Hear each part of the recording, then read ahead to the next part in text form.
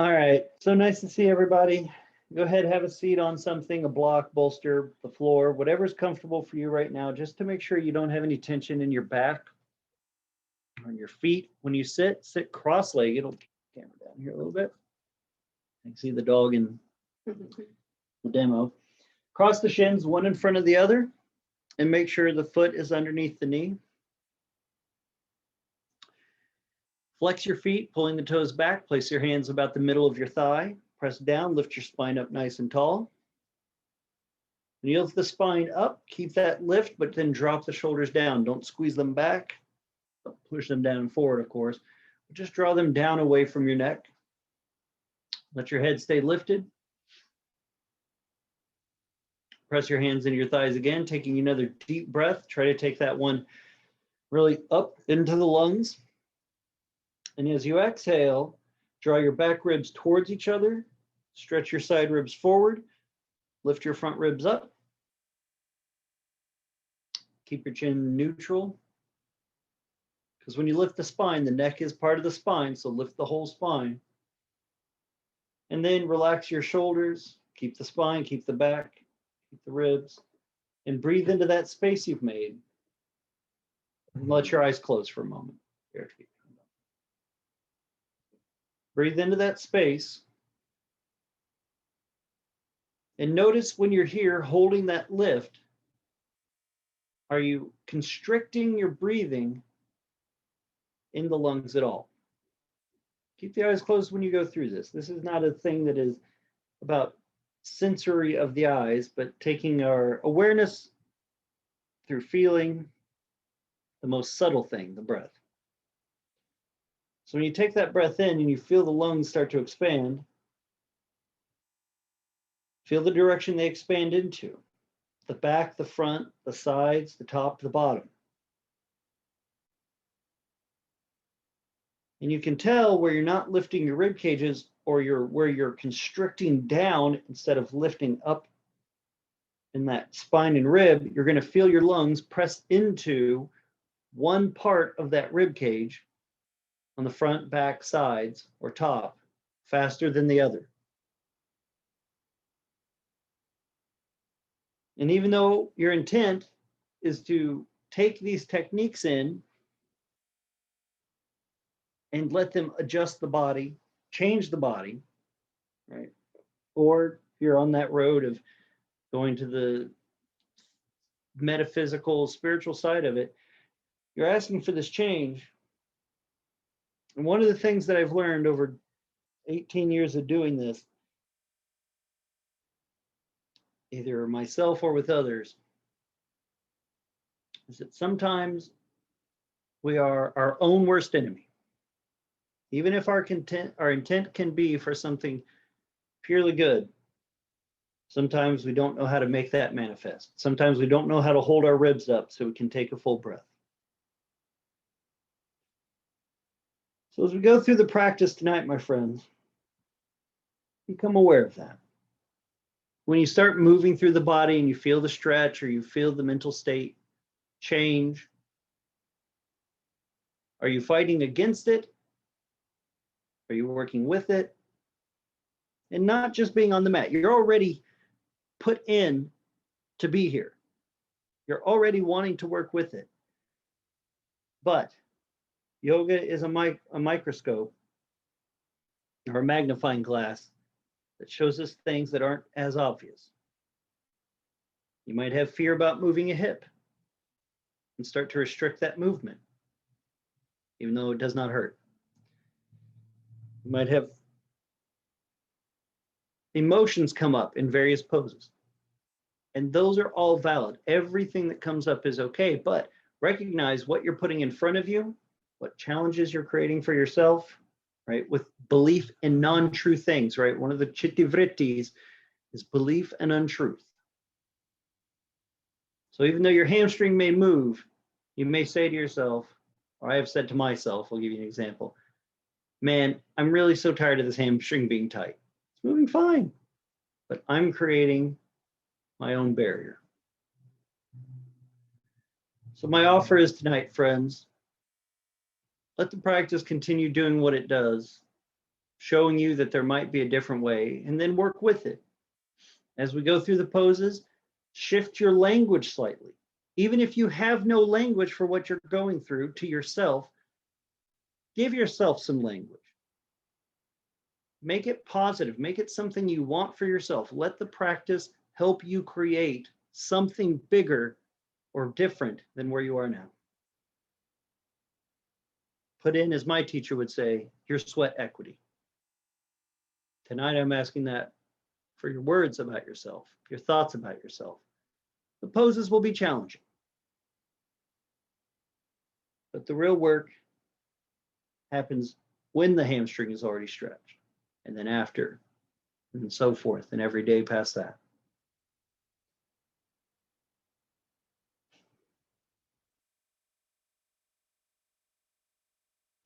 Bring the palms together at your chest. Let your thumbs touch your sternum.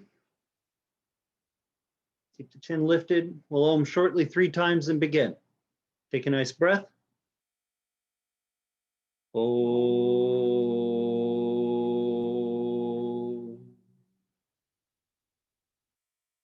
Flex your feet. Om.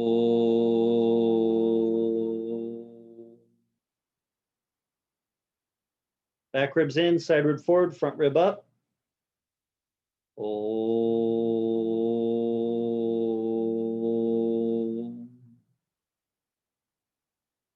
Bow your head. Salute the essence of yoga inside yourself.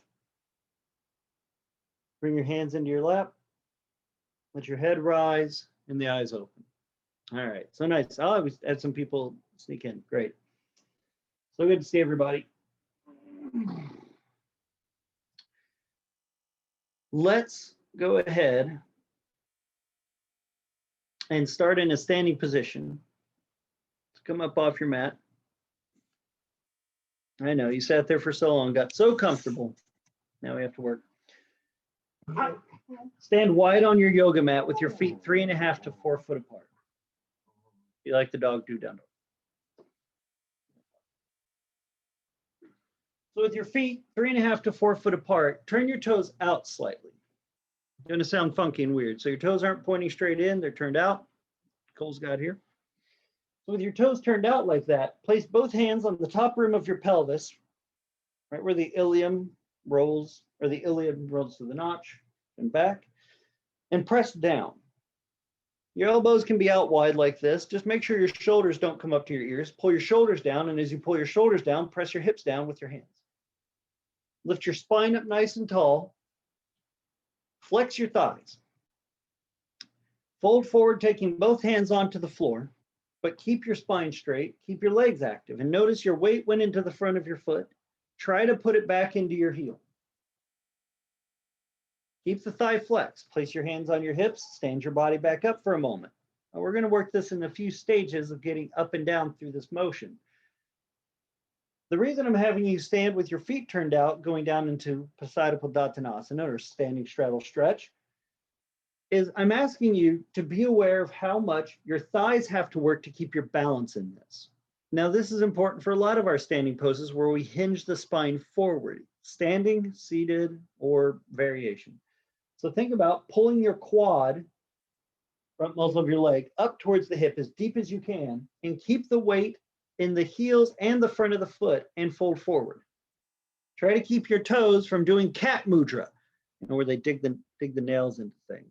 So once you get your hands down, keep those thighs flexed, only pivot on the heels. The heels stay connected to the floor the whole time. Push through your heels, lift your toes up, and spin your toes in and your feet in towards each other a little bit. So your big toe is more past the inner line of your heel. Mr. Anger would say, you pivot through the heel and you screw the femur bone into the socket. Good. Shubha step wider. So here from Pasadipodottanasana, now your femur bones are engaged. Notice the tendency to want to let your thighs go. The minute your thighs go out, something else is going to hold you up. Your body weight will rest on your bones, but your groin will probably grip to protect your spine. Push your thighs back. Imagine there was a block right beneath your buttocks, your glute, your thud, right? That space between your thigh and your butt, and push your femur bone back. This doesn't mean lean your tailbone back, but Think about the length of your leg from the knee to the hip joint. That bone moves back. So the hamstring lifts towards the glute. Then if you look at your shin bone from your knee to your ankle, you have to lean and push that back a little bit.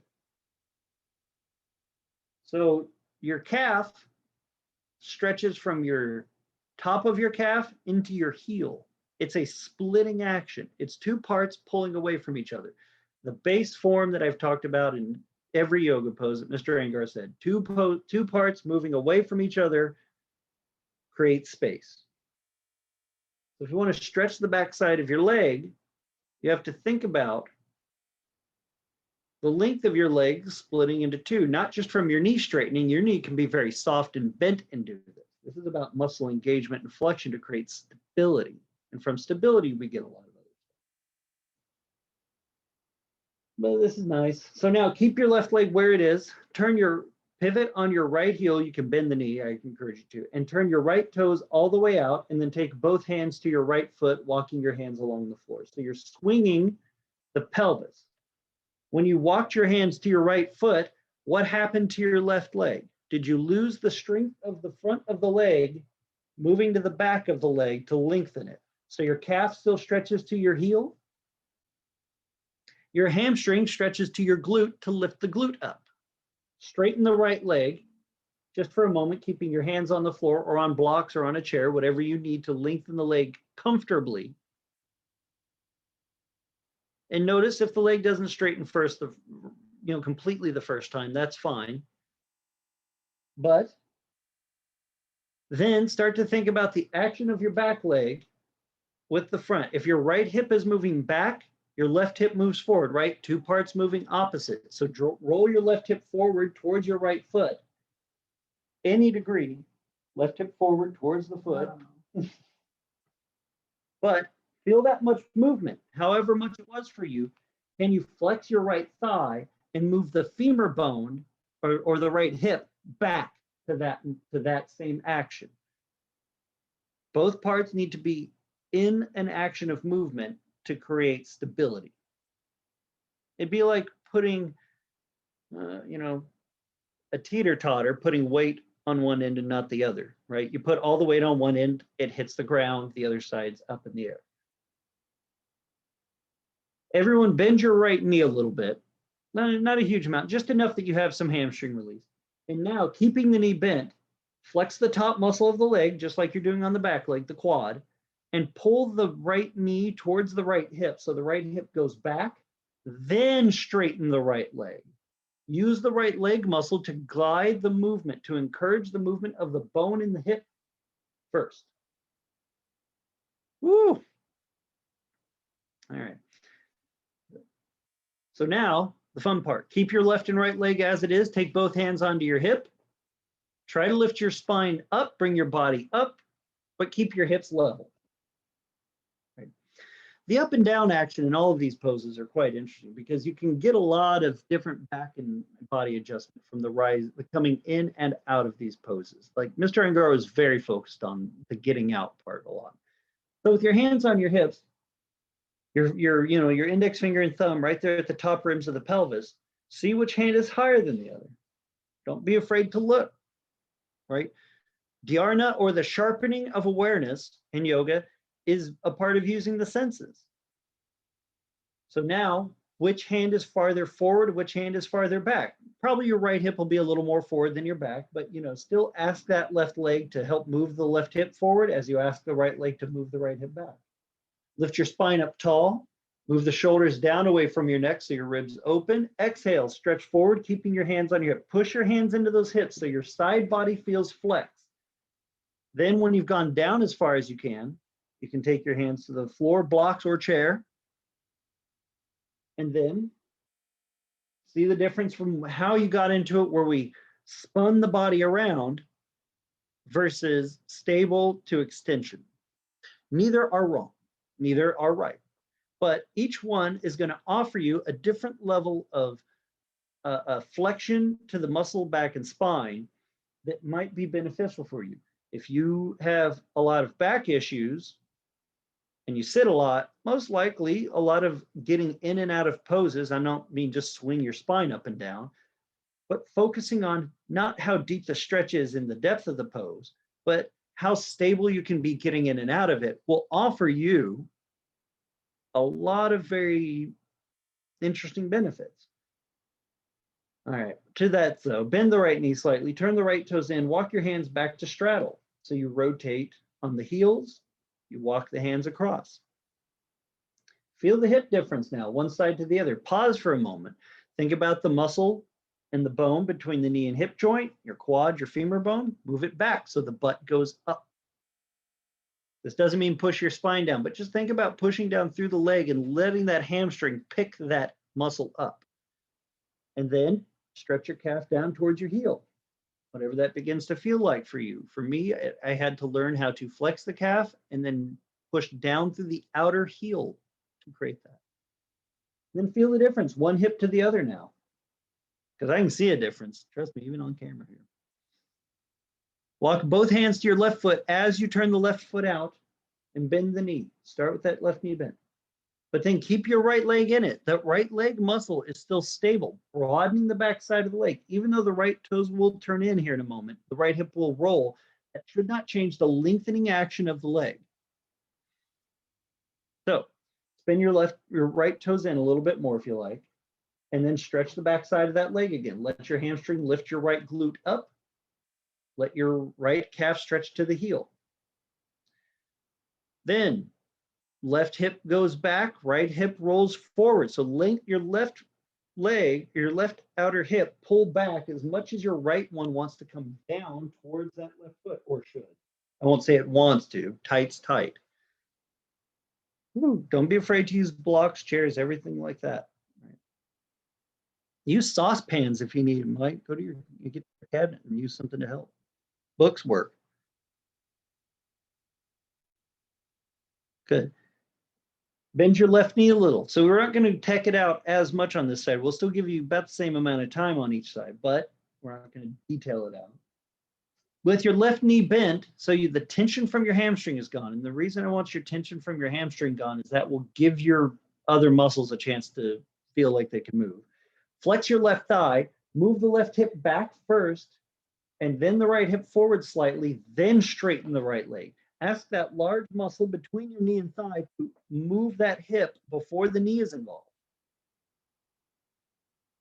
So the muscle is the stabilizing point. The joint just gets to wobble and all that good stuff. And breathe.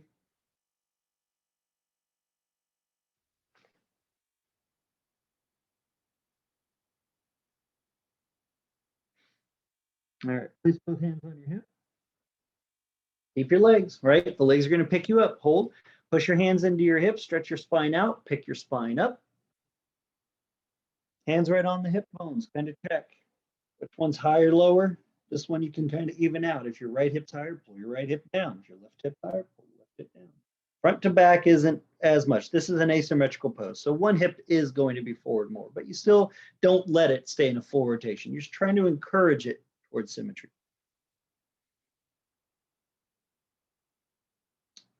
Let the buttocks lift because the hamstrings are picking them up.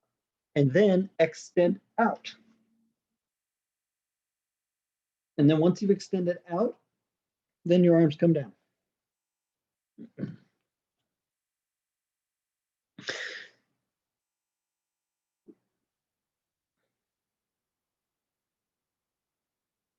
Again, try not to do cat mudra with your toes. If they're all dug into the mat and turned white, that's cat mudra. You see by the number of dogs we have in this room, this is not a cat studio. This is a dog studio. Take a nice deep breath. Bend your left knee. Walk your hands back to standing straddle, letting your feet rotate on the heels, back to pointing the same direction as your upper body. Pivot on your heels, turn the toes in, screwing the femur bones into the socket. Stretch the back side of the leg, not by pushing your knee back, but by bending your knee so there's some wiggle in each direction. And then ask the thigh muscles to move the hamstring back and up. Ask your hamstrings to lift your buttocks higher. Press your calf into the heel, stretch your calf to your heel by pushing more through the outer part of the heel.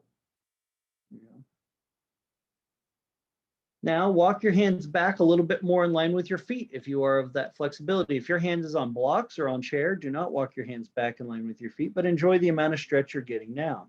Your fingers will point the same direction as your toes do. And just like your toes not doing cat mudra, your hands do not do that. So do not dig your nails into the floor. But when your palms are touching the floor, if you've walked your hands back in this manner, pull the yoga mat wide. So you have to move your shoulder blades wide and lift your shoulders from your neck as then you exhale and let your head and each vertebrae of the spine down. Now, if the hips went up and the hamstrings went up and back, the upper body is the opposite action of this stretch. So don't try to shrug your shoulder, neck, and head down, but take a deep belly breath and feel your low back move when you take that breath in. It should move. If it does not move, if you do not feel some lift, movement, shift, stretch, action happening there, you have locked it up. As Mr. Iyengar would say, you are doing, your back is doing yoga like a dead fish. It is not alive. So you back off of all the other stuff until you can feel it. All these parts have to work together. One part does not drag all of them in. Yoga, it means to yoke mind to body, not one part of your body. It does not mean to yoke mind to hamstring. So when you take that belly breath, take a deep one, let your legs still work. And then when you exhale, let your back relax. Let each breath in, lift your low back slightly for the next 4 or 5 breaths. And then when you exhale, it's down. Don't push yourself up and down. This is not about using your arms to stimulate the movement, but it's about trying to find the amount of action it takes to maintain the lift and movement without hardening. The moment you harden into this is the moment you will find struggle with yourself. Then keep your low back where it is. Feel your middle body. Right now, the ribs are pulled up off of the lungs because of gravity. So when you take a breath now into the middle of your back and your side body, hands are still pulling wide on the mat a little. Feel your mid body broaden and expand. Again, if you can't feel the mid of your back or your ribs, the front, sides, or back, move a little bit when you take this deep breath in, you're gripping. You're actually cutting off your ability to breathe in this. So as your low back has relaxed and your spine might be extending, the more you breathe into your mid back, same action. You push down a little less if you can't feel the breath work there. This is about finding stability, because when we're stable, we can move any direction. Not holding hard, because if we hold hard, there will always be something to knock us down and to hurt us. And so you take poses. I find that taking poses recently and exploring the mobility of each pose, first with the breath, and then you can start, moving your limbs around in weird ways, creates a lot of freedom of movement and ultimately a chance to be in the pose longer. You all been here a while, so let's move on to the last one. Take a nice deep breath into the top of your lungs. So you feel like the chest, breast muscle moves up and expands, and then exhales. See if you can feel it on your back also. It's easy to only breathe to the front body. Because of this pose, because of gravity, breath is encouraged to the back body. So see if you can breathe into those upper ribs. Let your lungs spread just even a tiny little bit, and then exhale and let it hang.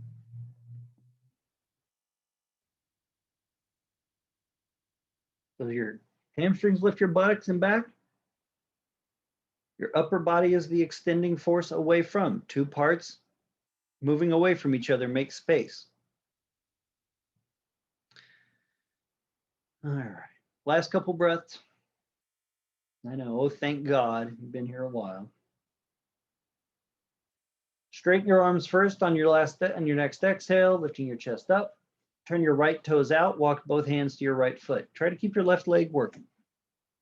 We don't go through a ton of poses in my class because I'm not here just to take you through routine, But I want to try and give you something to maybe spurn your excitement for your own practice, maybe a different way of working with yourself or looking at your body. So when you rotate both hands to your right foot and turn your right foot out, bend your right knee. You might have to hop your left foot forward a little bit. That's okay, but extend through the calf to the heel. Lift your left buttock with the hamstring. Bend your right knee deep enough your knee is above your ankle. Look out to the room in front of you, keeping your chest and belly on your thigh. Lift both arms up and out away from you. Now notice some of you picked your chest up off your thigh. Keep your chest down.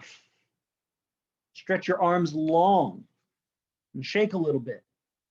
Notice which muscles in your leg are wanting to work and not. Your back leg wants to get out of this as quick as it can. Stretch your calf to your heel and then push down through your right leg without straightening the leg. Pick your chest up into Virabhadrasana 1. Ooh, another asymmetrical pose where one hip cannot be as far forward as the other. It doesn't mean it doesn't try a little. But bring your hands down for a moment. Keep your legs. Take one hand onto each side of your pelvis rim. Are they both equal in height?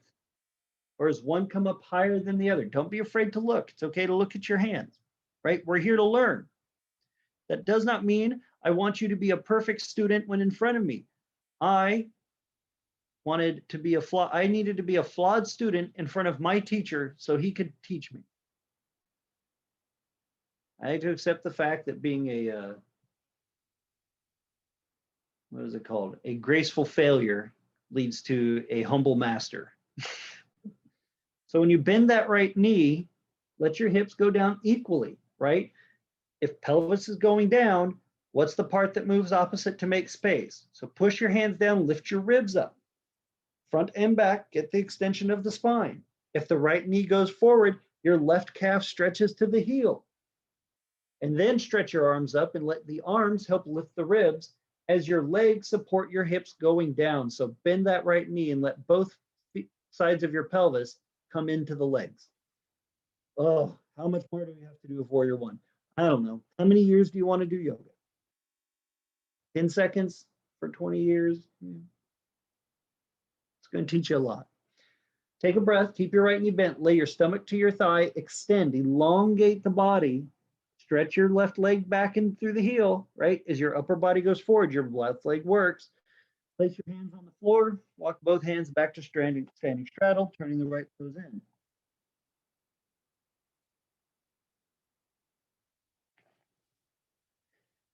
Take both hands to your left foot, turn your left toes out, turn your right toes in slightly. Try to keep that right leg long. Every time you go to straddle, being the middle point here, being the pose where you get to kind of rest, quote unquote, always take a minute to lengthen those legs. Always allow yourself to open up. Don't worry about the pace of the class. I can't stand there and push you. You get to kind of do it. It's your thing. This is your yoga, not mine. Bend the left knee. When you bend the left knee, notice how the right hip may not want to follow. So extend through that right leg and through the heel. If you have to change the width of your stance, that is appropriate. That means your right foot can come in closer to the left a bit. But don't make it so easy on yourself that you don't have to feel the pose. You don't have to focus on it. Remember, I'm saying focus, not stretch. You may not feel a stretch or work in some places, but you still have focus that that muscle is doing its work, even if it's doing it without complaint. Stretch both arms straight out, keeping your belly on your thigh. Notice now that the weight is different. Your arms aren't holding you up. How much can the back leg help maintain balance? How, when you rotate your right hip down, you can pull your left hip back. Sound familiar? And then take your chest arms up. Woo! Nice, Laura, you got this. All the way up, friend. Shows how you do it up in the Northwest. Awesome. Don't let Leanne, totally show off here. You gotta show her. Good. Even if your left thigh isn't parallel to the floor in Warrior One, that's okay. It gets there eventually. But that comes from the range of motion of your hips, stability in your hips. So take both hands onto your hip points or the top of your pelvis. Push down through the pelvis so your hips can go down. Lift your spine up away from it. So two parts are moving actively opposite of each other. Your back leg is extending through the heel. Your left knee is bending, extending through its own action. Once you feel a little more balanced in the hips or you checked it, take your arms up. Try to hold what you've got. Even if it does not create tension or stretch, what you are creating is an awareness of where you are in space.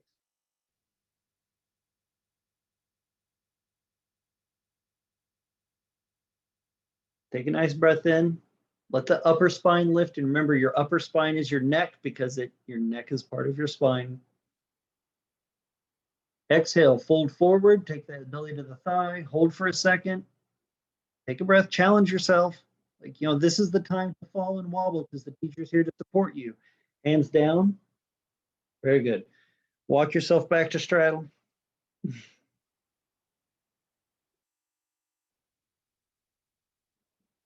Pivot on your heels, rotate your thighs in so your toes turn in. Screw those bones in.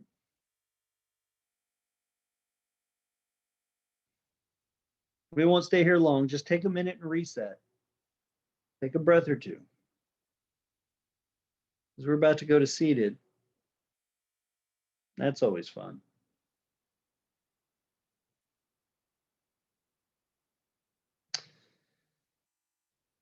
Walk both hands to your right foot, turning your right toes out, pivoting on the heel. If you need to use a block or prop for Utthita Trikonasana or triangle pose, now's the time to grab it. It's going to go on the outside of your right foot, please. I didn't say revolve. What are you doing? Make sure your left toes are still pointing out. Work that left leg first. Before you twist, because some of you know where this pose goes, but I want you to work from the base of the pose up. Bend your right knee a little. And as you flex your right thigh, don't straighten the knee, but pull the right hip back. And then, but don't straighten the right knee yet. Wait for it. Rotate your left thigh so your knee points the same direction as your toes. And then you rotate your whole hip to move the thigh, and then your belly button, and then your ribs. Then your shoulder follows.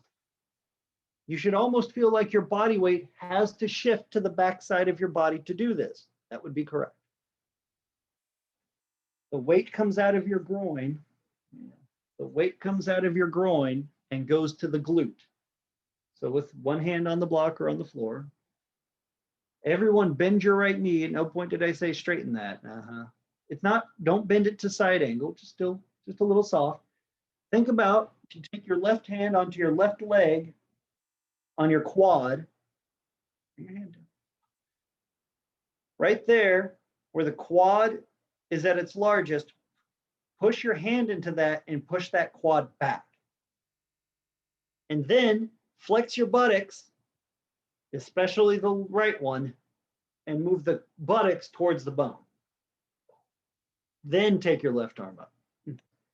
Then lean your spine back.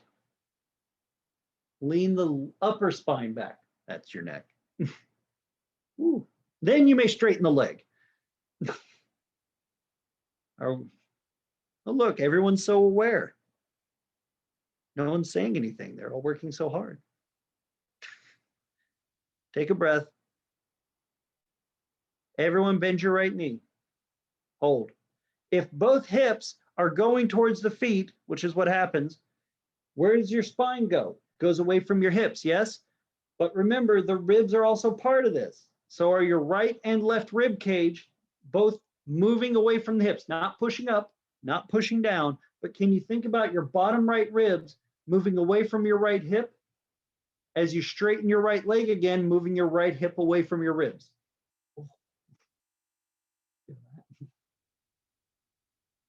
Always give yourself the chance to explore a pose about making two parts move opposite. You will find a bunch of interesting things about your body and about the yoga poses. Bring your left hand down. Walk both hands back to the center of your mat into standing straddle, Pasada Padat. Move your block to the left foot. Take a couple breaths there and straddle, and then we'll go to the other side in a moment. Don't rush. We got time. Lengthen the right leg. Remember that right leg's going to do a lot of work. Pivot on your left heel, turn your toes out, walk both hands to your left foot with a soft bend of the left knee. I say soft bend because I know what a hard bend is, and I think all of you too, right? You ever bend and push on something, push down on that, just glide it.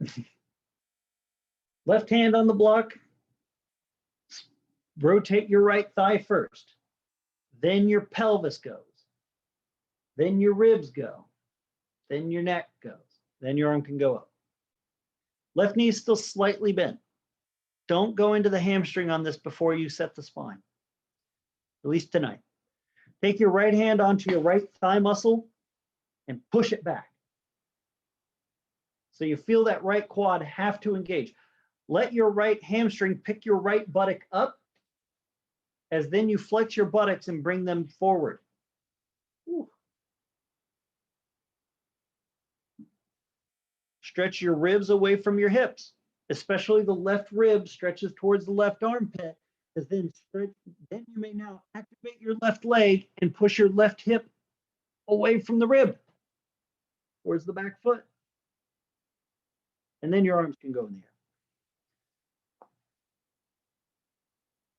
Straighten that left leg, Miss Leanne. There you go, dear. Now, Leanne, move your left hip away from your left ribs. Yeah, that's your left. Yeah. Now move your left rib away from your hip. Ah, more of that. Thank you. Good. Nice, Laura. Good. Moving your head back. Uma, lean your head back here. Yeah. Here's how you start to learn to make your neck feel safe doing this work is that your legs stabilize your spine so your head can move. If you ever feel like you can't move your head and you're kind of tucked in, you're very unstable. Remember, this is not about hardening. This is about moving it into a degree of stability so you can find space to move something. We could do the whole breathing thing down your rib cage here. I would encourage you to practice that on your own. But bring your right hand down. Walk yourself back to straddle.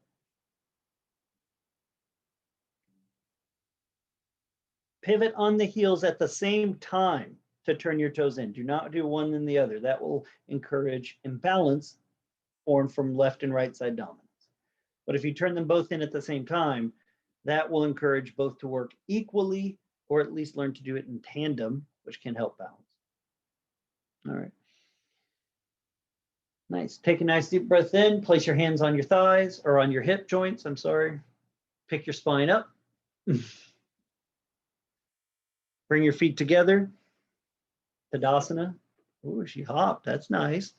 Have a seat on the floor. No. So seated on the floor, stretch both legs wide into seated straddle. It's two different poses. You can't say we just did this. There's a whole other Uttanasta Konasana is here for a reason. If you know that you have a tight low back, your hips are tight, it's okay to sit on stuff. I would highly encourage you to sit on a blanket or a bolster or a block. Anything will help. You will not miss out on anything by supporting yourself. She isn't grabbing anything, so I assume she's fine. Yeah, it takes time. I'll give you an extra 30 seconds. For those of you who don't need it, you can sit there and let the pose work on it.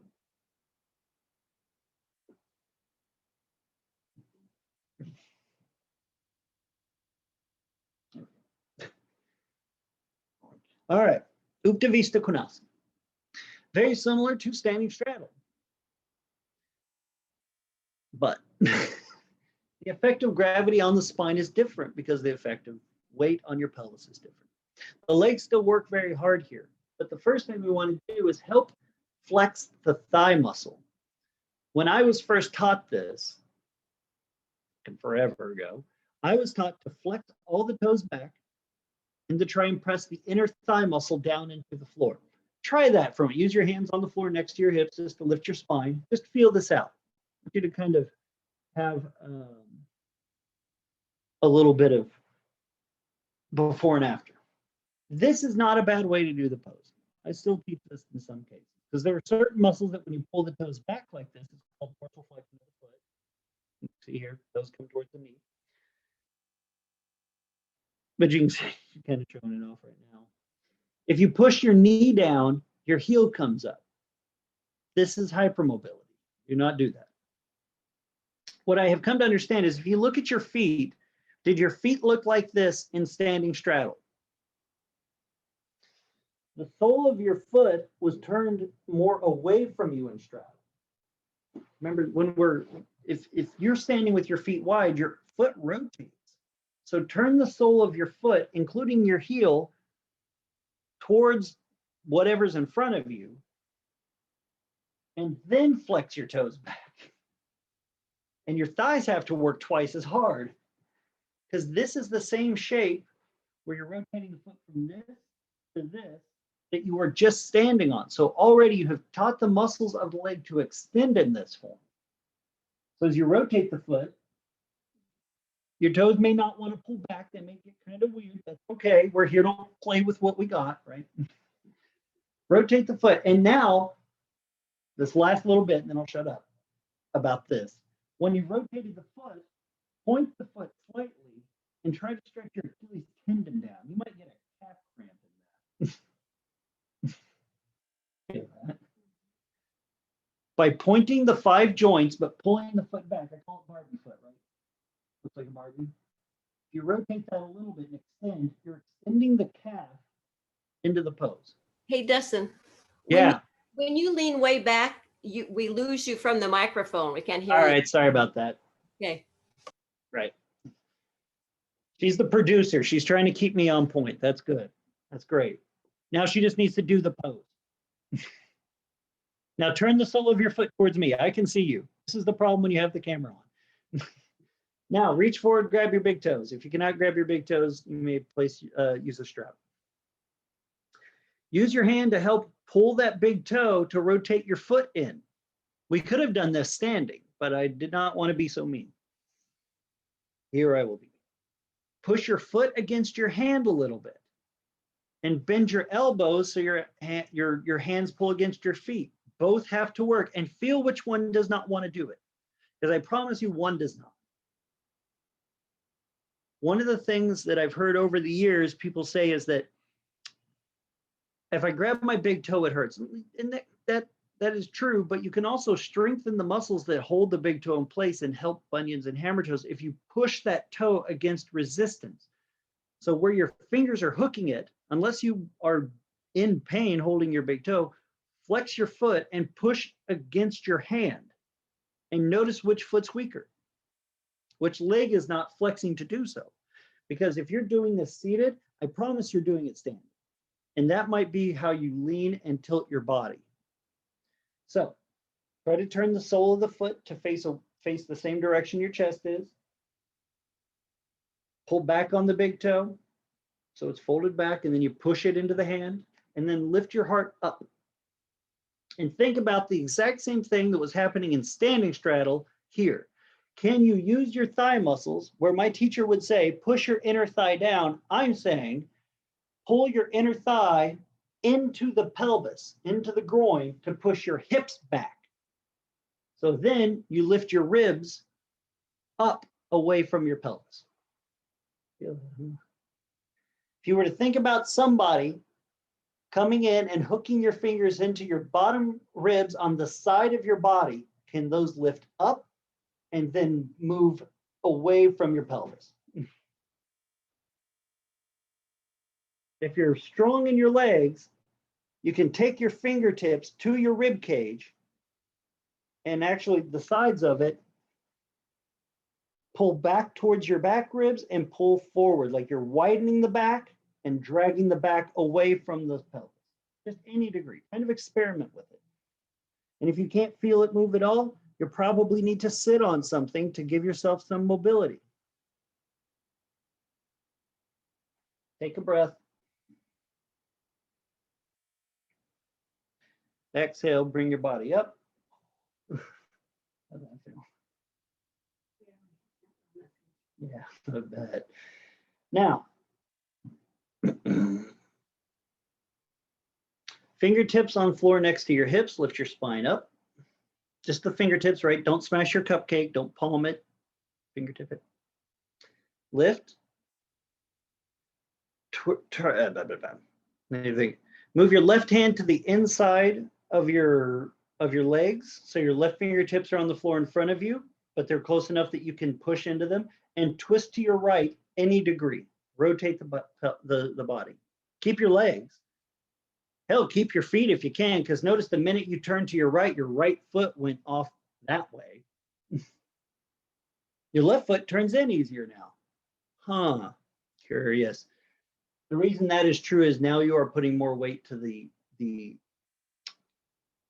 inner thigh, and it fires and flexes easier to retract. Fun stuff. Twist to your right. Take your left and right hand and slide them along the floor towards your right foot. Pause just before you hit your maximum. If you know where your maximum is, or find it, and then back up 2 inches. Work your feet.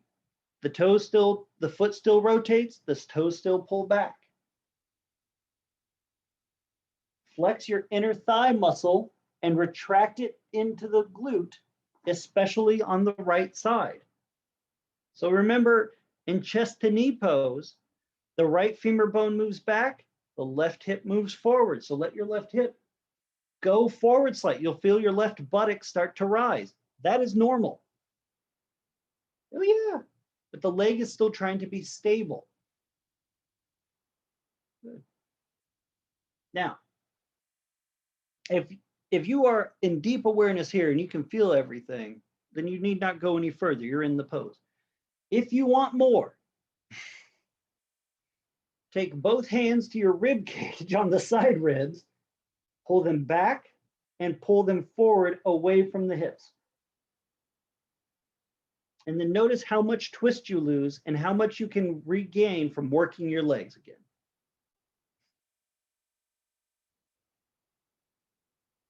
I don't want you grabbing your foot and pulling yourself down into this. I am not interested in that. I'm interested in you learning how to move and rotate your body with stable legs, mobile spine. Now, come on up. Fingertips next to your hips, lift. Oh, we got to keep going. Right hand to the inside of the thigh. Use your fingertips to tell where your weight is. You don't want more on one than the other. Rotate to the left, work your legs. Notice your right foot turns in easier when you go to the left. Your left foot does not, but it still needs to turn forward. Missy Elise, narrow the width of your V a little bit, dear. Thank you. All right, now slide both hands down towards that left foot. Hit your maximum and then go back 2 inches. As I promise you, staying at your maximum at all the times will not give you the mobility you seek. Say that from personal experience.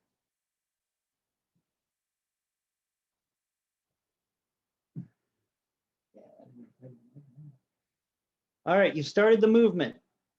You've rotated the spine. You've extended. Now work your legs better. Point your foot, but pull your toes back. Make sure your foot rolls the same way it would be facing in straddle. And then flex both thigh muscles, and don't just worry about pushing them down, but can you pull the bone back into the hip? Because if your chest is going forward, your hips go back. There you go. Let that right glute lift. And then if you want more from here, or if you're already in it, if this is like screaming in awareness, stay in that. But if you want more, fingertips hooked under the very bottom side floating ribs, pull them back and pull them away from the pelvis. And hold that. And see how much twist you lose. See how much twist you gain. Notice how one shoulder wants to come forward farther than the other. And how your right leg probably doesn't want to do a whole lot of work, but you've got to ask it to help lift and rotate you. Come on up. Reach forward and grab the big toe with each hand. Love that big toe. Give it a hug. Now push the big toe against the fingers. Rotate the feet so they're pointing forward. Look up, and then any degree you extend out. Your chest does not go down until you move the bones back. Those femur bones pull towards the backside of your glutes. Your sits bones come up off the floor. And you hold, and you go, oh my God, why do we have to do that? There you go. Chest up, head up, heart up. Take a nice deep breath in. Makes you kind of want to go back to the standing version. I get it. And exhale, up you come. Lay on your back.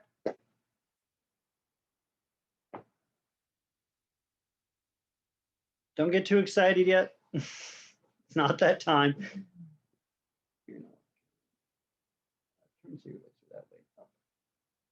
Yeah, you won't keep them. You'll scoot away from the wall. Scoot away from the wall.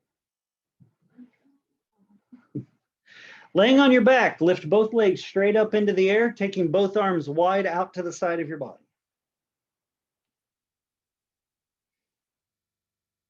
Hands are not higher than the shoulders. They can be a little lower than the shoulders. Squeeze your thighs together.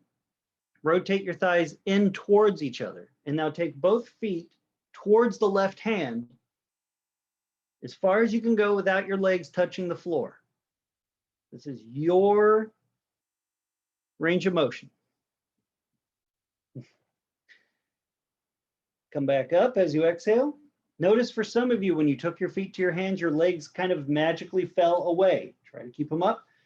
Take them to the right. Only as far as you can without falling out of the pose or letting your legs lay on the floor. See what it takes to fire the quads, pull the bone into the hip so you can pull the feet towards the hand. Come back up. All right, let's stabilize it. So you've got the movement. Now you have to be stable. Take a deep breath into your right ribs. Do not push your right shoulder to the floor. Joints make movement. They allow movement. They do not make it. Take a breath into the right rib cage. Pin the right ribs down. Move the right ribs from the hip and down. Same action. Separate.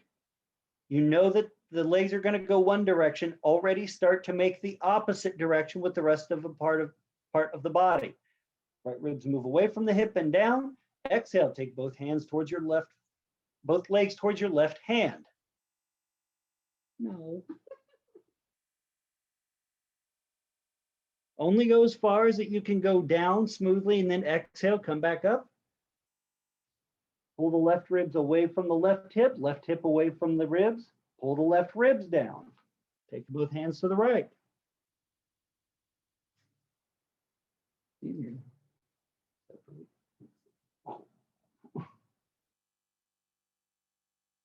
Exhale, come back up.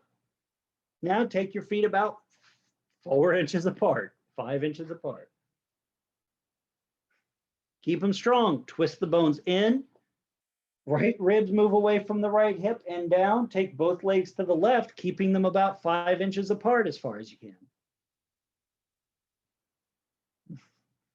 Left legs to left hand. Keep that space between the legs. Notice how hard that is. Go up. Left ribs away from the pelvis and down. Take both legs 5 inches apart to the right hand. I'm not going to put a block between your legs. I'm not that cruel. Legs up. I'm pretty cruel. Some of your Leanne's like, why did I come back? I didn't see him for a year. It was great. Take your legs 10 inches apart or a foot. Keep them that width. It's now easier. Left foot's closer to your left hand. Move the left foot to the left hand. But that right leg stretches across towards the other side. It's trying to reach over. Woo, up. Take both legs to the right. Right foot going to right hand. Left leg stretching over any degree. Try to keep that width. You did this standing. You did it sitting. Now you do it laying down. Exhale up. Stretch your legs out. Enjoy Savasana for a couple minutes. Good job. Oh yeah, if you're having a hip cramp, I'm happy for you. Stretch them out.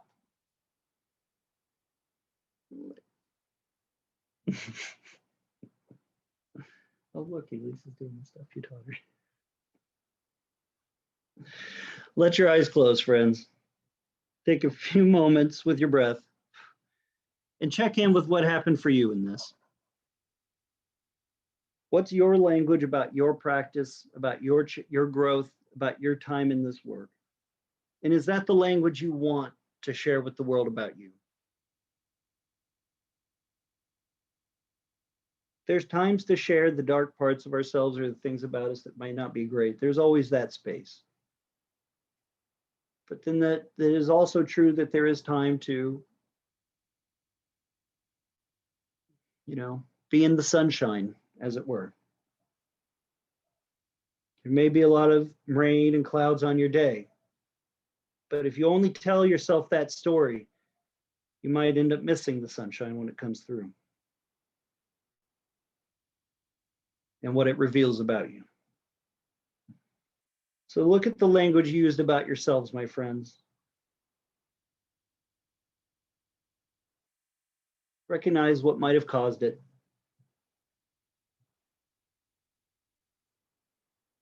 That, as a friend of mine would say, even if it was very negative, at least you know you have an abundance of room for growth. And if it was very positive, enjoy the sunshine that you gave yourself, that you begin to lift yourself up.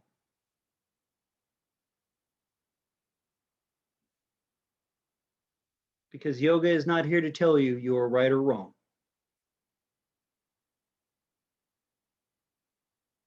It's here for you to make that decision about the things going on in you, with you, and about your life, and bring them together in harmony. So you might find that reason or idea that you're looking for. And rest for a few moments and enjoy